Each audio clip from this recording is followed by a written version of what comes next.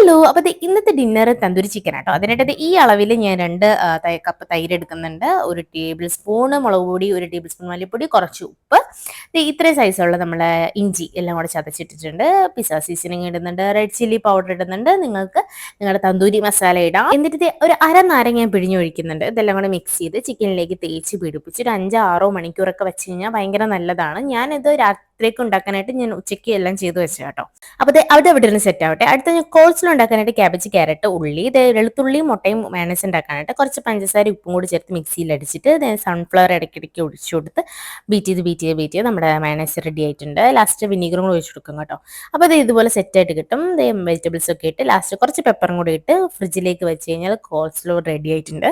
അങ്ങനെ നമ്മുടെ ഡിന്നറൊക്കെ കൊളായിട്ടുണ്ടായിരുന്നു. അപ്പോൾ ഞാൻ വേറൊരു ദിവസം വേറെ വീഡിയോയിൽ ഞാൻ കാണിച്ചു തരാം. ഇതെന്താ സംഭവിച്ചതെന്ന് വെച്ചാൽ തനിക്കുട്ടിയും കൊണ്ട് വൈകിട്ട് കളിക്കാൻ പോകാറില്ലേ, ഈ സ്റ്റെപ്പല്ല വേറെ സ്റ്റെപ്പിൽ നിന്ന് നമ്മൾ വന്ന് വീണിട്ടുണ്ടായിരുന്നു. അങ്ങനെ ചുണ്ട് മുറിഞ്ഞിട്ടുണ്ടായിരുന്നു, പല്ലിന്റെ മേളിൽ മോണയിലൊക്കെ മുറിഞ്ഞിട്ടുണ്ടായിരുന്നു കേട്ടോ. അങ്ങനെ ആകെ ബ്ലഡൊക്കെ ആയിട്ട് എന്നെ അവള് പേടിപ്പിച്ച് വിറപ്പിച്ച് കളഞ്ഞു. കുഴപ്പമില്ല. എന്നിട്ട് വീട്ടിൽ വന്നിട്ട് നമ്മൾ നേരെ ഹോസ്പിറ്റലിൽ കൊണ്ടുവന്നു. ഡോക്ടർ പറഞ്ഞു മൈനർ ഇഞ്ചുറി ആണെന്നാണ് പറഞ്ഞത്. വലിയ പ്രശ്നമൊന്നുമില്ല, ഇപ്പോൾ ആൾ ഹാപ്പിയാണ്.